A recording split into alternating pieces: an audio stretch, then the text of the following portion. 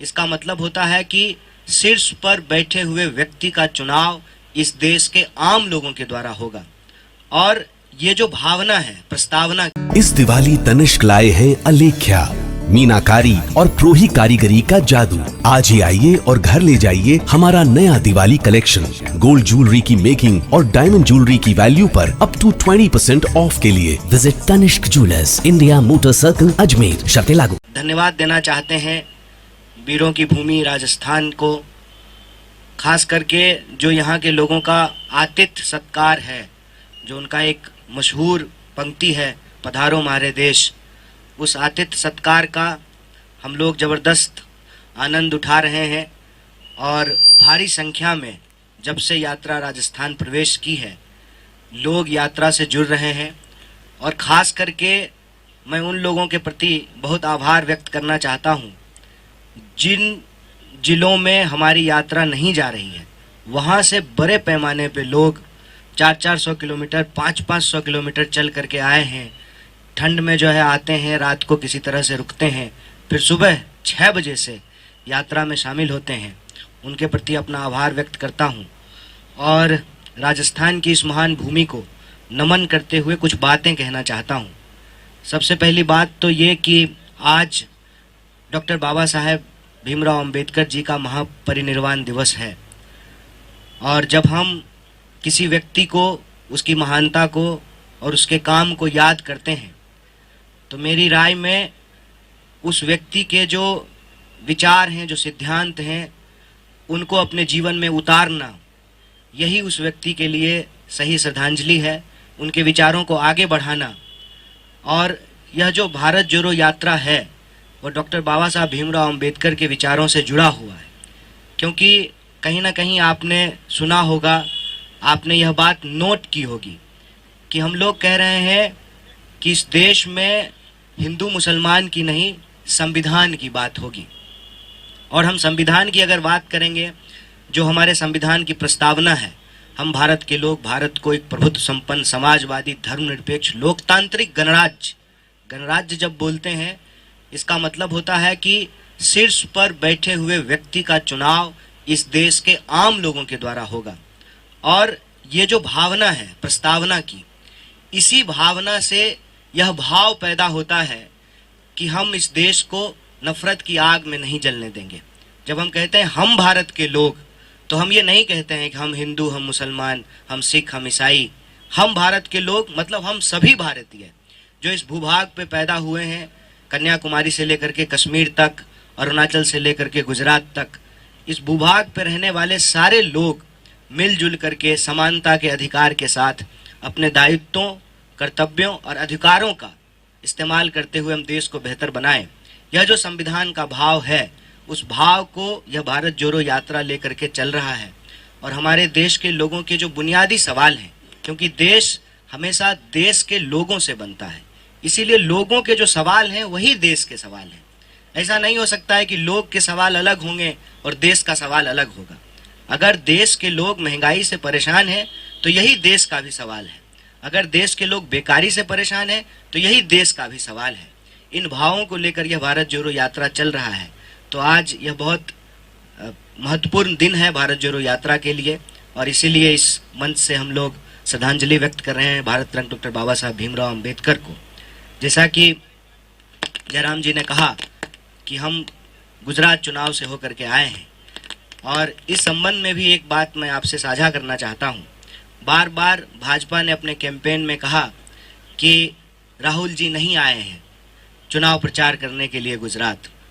बार बार ये कहा गया कि चुनाव हो रहा है गुजरात में, तो भारत जोड़ो यात्रा गुजरात क्यों नहीं जा रही है। कई मौक़ों पे इसका जवाब हम लोगों ने दिया, लेकिन वहाँ जब हम लोगों के बीच गए और लोगों से जब बातचीत की, तो लोगों ने कहा कि हम समझते हैं कि देश का भूगोल ऐसा है कि जब आप दक्षिण से उत्तर की तरफ जा रहे हैं, तो पश्चिम में स्थित गुजरात आप नहीं आ सकते हैं, लेकिन आपकी भावनाएं हमारे साथ है और गुजरात के लोगों की भावनाएं भारत जोड़ो यात्रा के साथ है, ऐसा लोगों ने बताया। और उसी बिहाफ पे हम लोग भी गुजरात चुनाव में बार बार ये कह रहे थे कि भले हम नहीं आए हैं, यात्रा भले नहीं आई है, राहुल जी कम आ पाए हैं, लेकिन गुजरात के लोगों का सवाल भारत जोड़ो यात्रा में बार बार उठाई जा रही है, क्योंकि गुजरात के लोग भी बढ़ती हुई बेतहाशा महंगाई से परेशान हैं, बेकारी से परेशान हैं, और नौजवानों की हालत ये है कि 22 बार वहाँ पे प्रश्न पत्र लीक हो चुके हैं।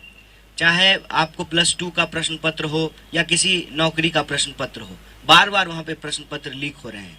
किसानों की हालत वहाँ भी ऐसी है कि उनको उनके फसल का उचित दाम नहीं मिल रहा है।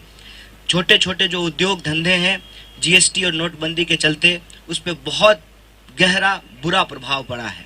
तो ये सारे सवाल जो गुजरात के लोगों के हैं वो भारत जोड़ो यात्रा में भी उठाया जा रहा है। एक खास बात वहाँ के चुनाव को लेकर के जो मैं आप सबसे साझा करना चाहता हूँ, हमने गुजरात चुनाव में इस बार वो होते हुए देखा जो शायद इस देश के लोकतंत्र के इतिहास में कभी नहीं हुआ। हमने ये देखा कि जिनके ऊपर ये जिम्मेवारी है कि वो कानून और व्यवस्था की रक्षा करेंगे, वो खुलेआम चुनावी मंचों से गुंडागर्दी की भाषा बोल रहे थे, देश के लोगों को डराने की भाषा बोल रहे थे, गुजरात के लोगों को आपस में लड़ाने की भाषा बोल रहे थे। जो उनका जख्म है उसको कुरेद कर उसके ऊपर नमक छिड़कने का काम कर रहे थे, और ये बहुत दुखदाई था। और हमने ये भी देखा कि किस तरीके से संस्थाओं को पंगु बना दिया गया है। आप देखिए, मैं एक उदाहरण आपको देता हूँ कि जब भारत जोड़ो यात्रा में बच्चे आ रहे हैं, जुड़ रहे हैं, तो हमारे खिलाफ कंप्लेन किया गया। और आप गुजरात चुनाव को जब ध्यान से देखेंगे, प्रधानमंत्री स्वयं बैठ करके एक बच्चे से जो है चुनाव प्रचार करवा रहे थे। और मैंने अपनी आंखों से अहमदाबाद में रोड शो देखा माननीय प्रधानमंत्री जी का। उस रोड शो में स्कूल के बच्चे स्कूल का ड्रेस पहने हुए हैं, उसके साथ जो है उनके शिक्षक भी खड़े हैं। उनको ये कहा गया कि आपको भीड़ जुटाना है, आपको भीड़ लेकर के आनी है। तो ये जो दोहरा रवैया है कि हमारे कार्यक्रम में बच्चों के माँ बाप अपने बच्चों को लेकर के आ रहे हैं, तब आप हमसे सवाल पूछ रहे हैं, हमारे खिलाफ कंप्लेन कर रहे हैं, और चुनाव प्रचार के दौरान खुलेआम जो लोग सत्ता पे बैठे हुए हैं उनके द्वारा बच्चों का इस्तेमाल किया जा रहा है, उस पर कोई कार्रवाई नहीं हो रही है।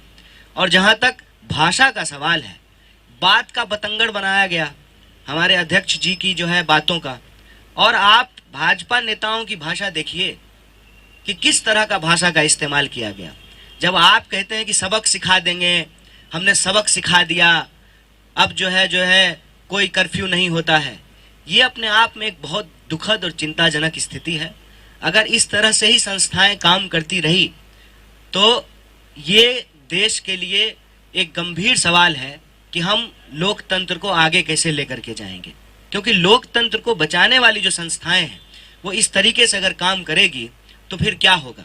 आप देखिए, या तो आप ये नियम ही बना दीजिए कि चुनाव जिस दिन हो रहा है उस दिन भी प्रचार होगा, अन्यथा प्रधानमंत्री वोटिंग के दिन उनके जो है रोड शो में झंडे लेकर के लोग चल रहे हैं, और वो जानबूझ करके रोड शो निकालते हैं ताकि मतदाताओं के मस्तिष्क पे जो है एक असर डाला जा सके। चुनाव प्रचार का एक तरीका बन गया है और इस पर जो है इसी कोई कार्रवाई नहीं करती है। और ये जो प्रक्रिया से संबंधित बातें मैं आपको बता रहा हूँ, उससे ज़्यादा चिंताजनक हालत ये है कि जब आम लोगों से बात कर रहे थे तो उन्होंने कहा कि हम बहुत खुश हैं कि इस देश में एक भारत जोड़ो यात्रा चल रही है जिसमें हमारे सवाल उठाए जा रहे हैं, रोजी रोटी, कपड़ा, मकान, शिक्षा, स्वास्थ्य, सड़क, बिजली, पानी के मुद्दे उठाए जा रहे हैं।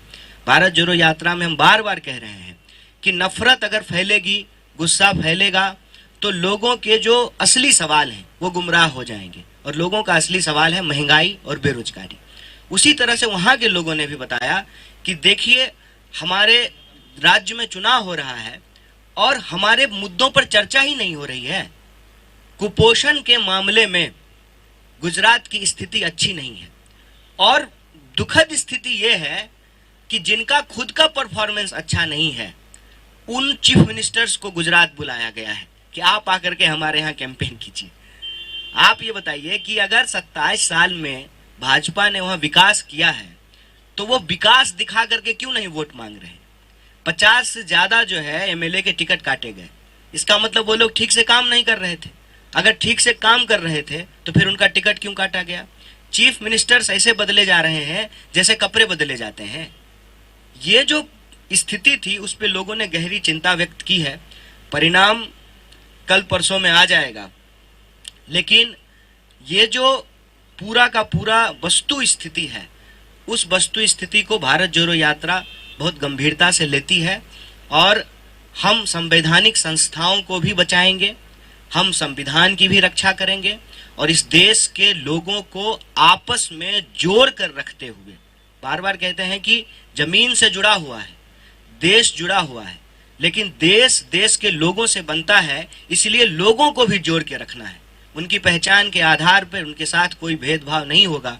इसके लिए भारत जोड़ो यात्रा कृत संकल्प है और लोगों के जो बुनियादी सवाल हैं, महंगाई का सवाल, बेकारी का सवाल, टूटती हुई अर्थव्यवस्था का सवाल और इस देश के अंदर जो आम लोगों की सुरक्षा है, उन सुरक्षा के सवालों को भारत जोड़ो यात्रा अपनी यात्रा के दौरान लोगों से बातचीत करते हुए, लोगों की राय लेते हुए, अपनी ना सुनाते हुए, लोगों की सुनते हुए आगे बढ़ रहा है। और मुझे पूरा भरोसा है कि जितने तरह का एप्रीहेंशंस लोग पहले उठा रहे थे जब हम विंध्याचल के उस तरफ थे, अब हम विंध्याचल के इस तरफ आ गए हैं, वो सारे एप्रीहेंशंस टूट रहे हैं। कई सारे पत्रकार साथी यहाँ हैं जो पूछते थे कि नॉर्थ में क्या होगा।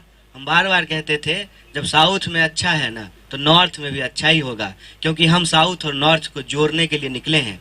जब आपकी भावना पवित्र होती है, जब आपका भाव पवित्र होता है, तो आपके साथ जो है परिणाम भी पवित्र होते हैं, सुंदर होते हैं। और उसी सुंदर परिणाम को लेकर के हम लोग आगे बढ़ रहे हैं। और जो कुछ देख करके कई बार आप लोग अगर विचलित होते हैं, तो मैं आपको बतौर भारत यात्री और भारत जोड़ो यात्रा के बिहाफ पे एक बात कह देता हूँ कि हम लोग विचलित नहीं होते हैं। जैसे कल एक क्लिप जो है वो बहुत घूम रहा था कि कुछ नौजवान अपनी छत पे खड़ा होकर के मोदी मोदी कह रहे थे। हम बिल्कुल चिंतित नहीं हैं, हम स्वागत करते हैं उनका, वो कहें, क्योंकि हम जानते हैं वह दिन दूर नहीं है कि वो मोदी मोदी नहीं महंगाई महंगाई चिल्लाएंगे। हम लोग बिल्कुल चिंतित नहीं है, क्योंकि हम ये समझते हैं कि उनका जो नारा है ना, मोदी है तो मुमकिन है, ये असली बात नहीं है। असली बात ये है कि मोदी है तो महंगाई है। ये बात वो बोलेंगे, मोदी मोदी की जगह जो है वो महंगाई महंगाई चिल्लाएंगे। हमको इस बात का भरोसा है। और देश अपने सवालों को बहुत देर तक भुला के नहीं रख सकता है। और देश का सवाल रोजी रोटी का सवाल है, कपड़ा मकान का सवाल है। उन सवालों को लेकर के हम चल रहे हैं और हमारा यह संकल्प है कि हर हाल में हम देश को जोड़ करके रखेंगे, किसी भी स्थिति में जो है देश को बंटने नहीं देंगे।